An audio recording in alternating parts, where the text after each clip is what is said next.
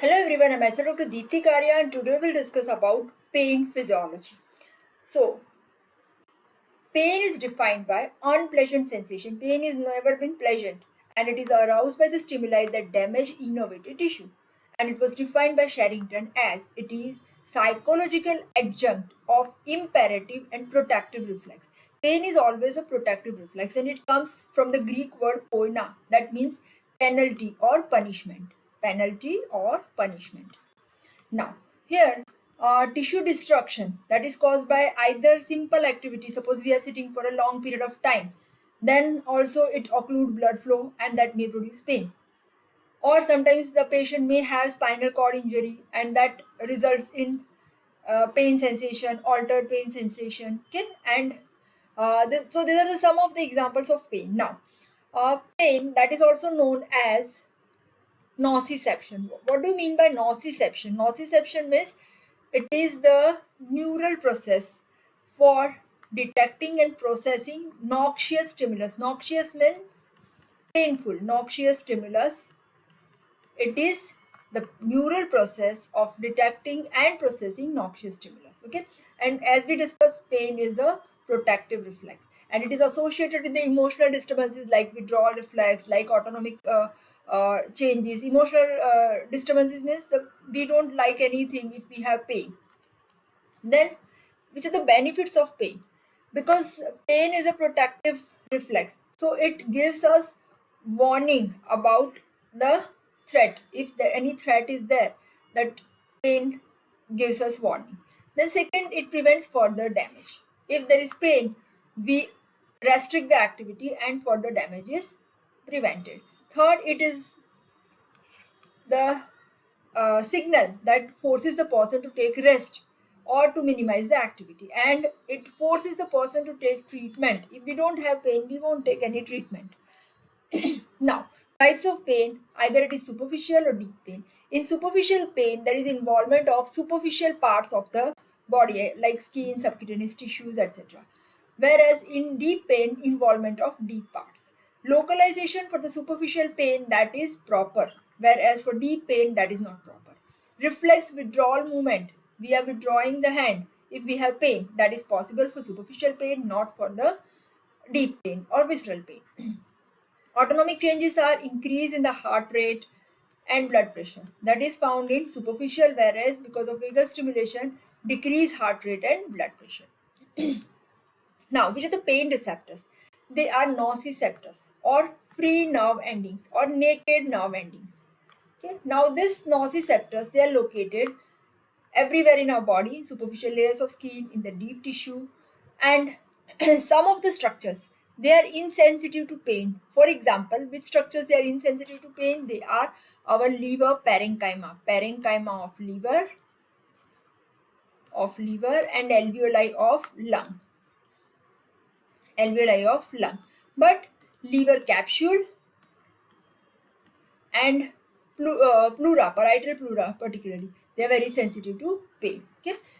Stimulation of the receptor. How these nociceptors are stimulated? They are stimulated by excessive thermal sensation. When temperature is more than 45 degree, we will be having pain sensation, not the temperature.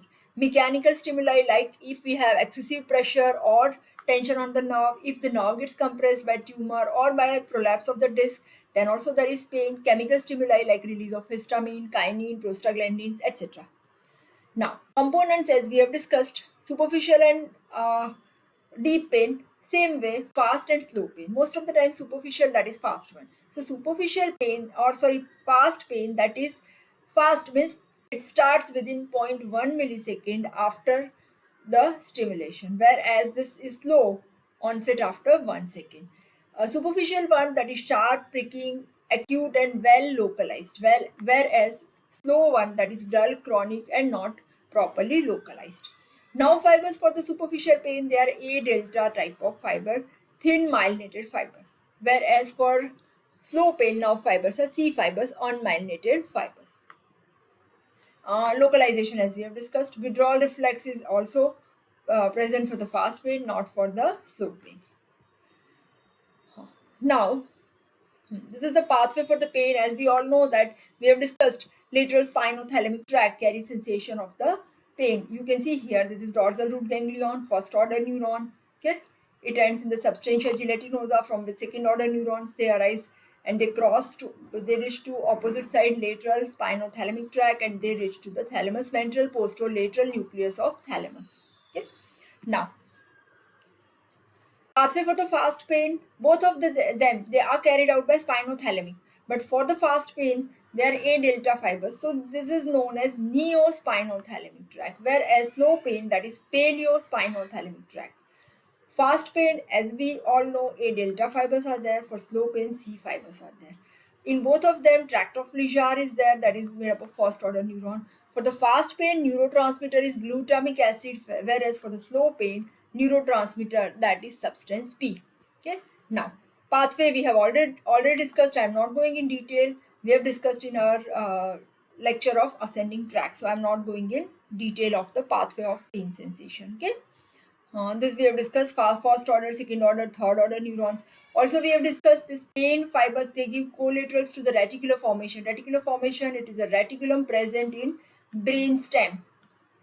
Okay, and this reticulum, here the fibers they are given to the reticular formation. So this reticular formation is concerned with wakefulness, and this is the reason if we have pain we cannot be able to sleep, or suppose we are sleeping and any painful stimulus is given, the person wakes up. Okay,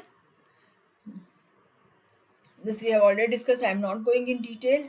Okay, along with that, this pain fibers they also give collaterals not only to the reticular formation but also to other areas, they have been given to hypothalamus, okay, and limbic system, which is responsible for behavioral and emotional responses of pain, and it is given to the somatosensory cortex, where it is important for the localization of pain, and thalamus, that is subcortical center for the perception of pain. We have discussed in our video of thalamus, so you can go to that. As we have discussed that if cortex is removed and thalamus is there, then the pain can be perceived. So you can say that thalamus is subcortical center for the perception of pain. Now, another applied aspect here is anterolateral chordotomy, that is anterior and lateral columns of the spinal cord here, they are to be cut, and this is to be performed in the patient having severe carcinoma and metastases and severe pain, and there is no other treatment available. But here also sometimes this procedure is not successful because many pain fibers from the upper part of the body, they do not cross opposite side, and they may be in the same side like tract of Lejar, so they cannot be cut from the transection. And another reason for that is not successful is sensitization of other pathways, and there are too weak to be effectual. So another way of treatment, that is cauterization of specific pain areas, they are cauterized mainly in the intralaminar nuclei of the thalamus. That is also another operative procedure to be performed. Now, properties of pain. Pain has got different important properties. One is localization. If the pain is superficial, it can be properly localized, and deep pain is not properly localized. Threshold, if and intensity. If the intensity is low, then no pain. But as the intensity increases, the you can say that pain amount of pain perceived is increased. Then as the intensity increases, when the rate of damage is more the damage, more will be the intensity. And it is very important property, one of this is pain is non-adaptive sensation. No one can adapt to pain like other sensation. Now, clinical types of pain. They are somatic pain, visceral pain, referred, radiating, and projection pain. These are very important clinically also. If you go to your clinics, you will be finding patients having this different varieties of pain. We will discuss one by one. First is somatic pain. Somatic means it arises from the tissue of the body other than viscera. Either it is superficial if it arises from superficial tissue, and it is similar to fast pain, sharp, pricking, well localized. Okay, whereas deep pain, that is arising from the deep tissues, like it arises from joints, muscles, bones, and viscera, and the features are similar to slow pain. That is, it is poorly localized, dull, radiating pain. Okay. Now, what are the causes for this superficial and deep pain?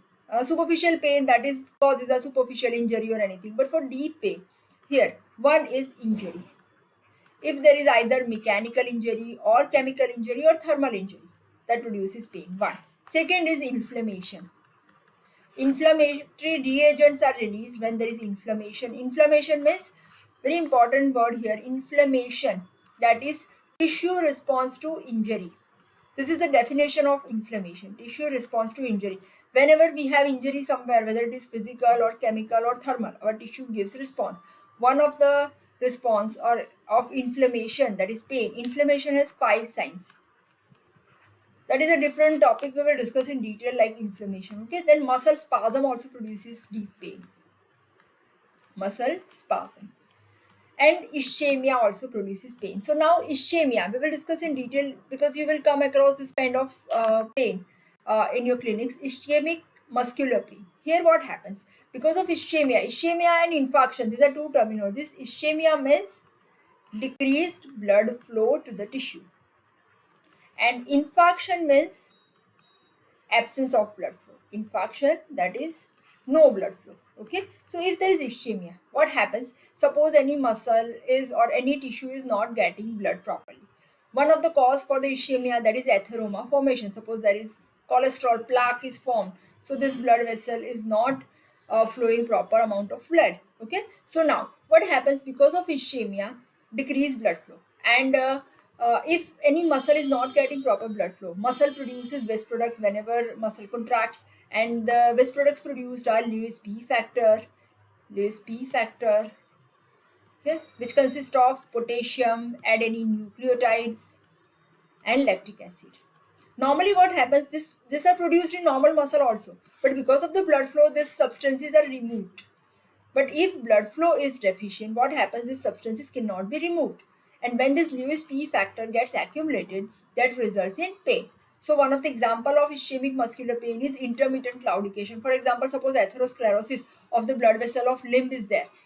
Suppose lower limb, and the person tries to walk. What happens? Because these substances are accumulated, the person is having pain for some time, and when the person takes rest, then the pain disappears. So this is known as intermittent claudication.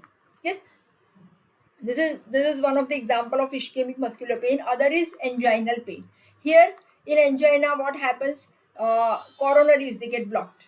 So coronaries are the end arteries, they supply cardiac muscle, and when coronaries are blocked, heart, which produces this substances like 5-hydroxytryptamine, prostaglandins, potassium, kinines, adenine nucleotide, they all are the best products produced from the cardiac muscle. And when there is ischemia, these products cannot be removed, and now these products, they produce pain. So this is first variety of pain, that is known as somatic pain. Second variety is visceral pain. Now, what are the characteristic of visceral pain? Visceral pain is like deep pain or slow pain that is not localized properly, that is unpleasant sensation, and that is associated with autonomic changes, decreased heart rate, decreased blood pressure, nausea, vomiting, etc. Okay? Now, what are the causes of visceral pain? Viscera will not produce pain on cutting or crushing or even burning, because these are not the common stimuli to produce pain. So, which are the causes for visceral pain? They are, one is inflammation, like in appendicitis, in peritonitis, in pancreatitis. Okay, ischemia, that is decreased blood flow, metabolic waste products are there in the viscera, they also produce pain. Chemicals, like for example, when there is ulcer, peptic ulcer, gastric ulcer, duodenal ulcer, so this acids they are released, they produce pain. Then over distension, if there is over distension of intestine or stomach because of gas or any other product, that produces pain. And spasm, yes, spasm also produces pain. So spasm, because why spasm? Because spasm causes mechanical stimulation of pain nerve ending, and that produces pain. Okay, now, then neural pathway for visceral pain. Here, as the receptors are free nerve ending, because it is like deep pain, fibers are C nerve fibers. Paleo-spinothalamic tract neurotransmitter, that is for slow pain, that is substance P. Okay, there are two characteristics also in the visceral pain. One, that is guarding, and other is rigidity. What is this guarding and rigidity? Guarding means voluntary contraction of the skeletal muscle overlying. Yeah, when we tries to examine deep pain, there is contraction of the skeletal muscle overlying the viscera, and reflex spasm of the skeletal muscle, that is rigidity. Reflexly, if it gets spasm, that is rigidity. Right now, visceral pain is difficult to localize. Why visceral pain cannot be localized properly? Because number one, that our brain doesn't know that, has no experience of the pain from internal organ, because it is not always present, because we have commonly superficial pain. So that is one reason our brain is not knowing exactly. Second thing is sensation from the abdomen or thorax. They are transmitted by two ways to the CNS. One, that is through visceral pathway, and other is by parietal pathway. Okay, so parietal peritoneum or parietal this pleura and all, they also carry the sensation. So we perceive that pain is there in the wall of the abdomen rather than we have pain in the stomach, or we have, although the pain is there in the stomach or pain is there in the intestine, we feel that pain is there the superficial organ. Okay, now, third variety of pain, that is referred pain. Referred pain means when the pain sensation is referred to some other side rather than injured side. For example, commonest example is anginal pain. Pain because of angina, myocardial ischemia, that is felt on the left arm and tip of the left shoulder here. Okay. Second, if there is a pathology in the diaphragm, the diaphragmatic pain is felt at the, you can see here, right side of the shoulder. If there is pain in the kidney, renal pain, that is felt in the loin region. You can see here, this way, renal pain. Okay. Then pain of the gallstone, that is felt in the epigastric region. Here, that is in the epigastric region. Pain of the testicular stone, that is felt in the abdomen. And ovarian pain, that is felt at the umbilicus. So these are the commonest sites for the referred pain. Okay. Now, what is the cause of referred pain? So first of all, definition, as we have discussed, pain sensation referred to the other side as instead of the actual side. Now, what is the mechanism of referred pain? Here there is dermatomal rule. What is this dermatomal rule? Your pain is referred to the structure. Okay, suppose you know that anginal pain, okay, that is arising from heart, but it is referred to left shoulder. So the pain is referred to the structure which is having common embryonic origin, means embryonic origin of this area and the heart is same. So they both are innervated by common nerve segments. For example, embryologically, nerve supply to the heart and left arm arises from the same spinal segment. So we referred anginal pain to the left tip of shoulder. And there are two theories. One is convergence theory and second is facilitation theory. We will discuss. So what is convergence theory? Here what happens? Pain fibers originating from viscera as well as from somatic structure, they converge, okay, at the same spinal segment, and we are learned more to perceive the somatic pain. So we feel that, suppose the pain is here, but we feel that the pain is arising from this area. So that is convergence theory. Second, that is facilitation theory. Here also convergence is there, but whenever you can see, suppose this is the viscera from which pain sensations they pass, okay, and this is the skin area. So whenever pain sensations they pass from this area, they produce subliminal fringe effect. Subliminal fringe means below threshold, this nerve fibers are also stimulated. Okay, so this is known as facilitation. So suppose if we have pain and somebody touches you, still you feel pain. Touch is not the stimulus producing pain, but why? Because threshold is reduced to that particular area. So subliminal fringe effect. So these are two theories for pain sensation. Referred pain. So we have discussed one, that is somatic pain. Second, that is visceral pain, somatic, then visceral pain. Third, that is referred pain, radiating pain, and projection pain. So radiating pain, here what happens? Pain is experienced at both the sides, local site as well as referred site. You can see here, suppose there is pain of appendicitis. So this pain of appendicitis, that is felt at both the sides.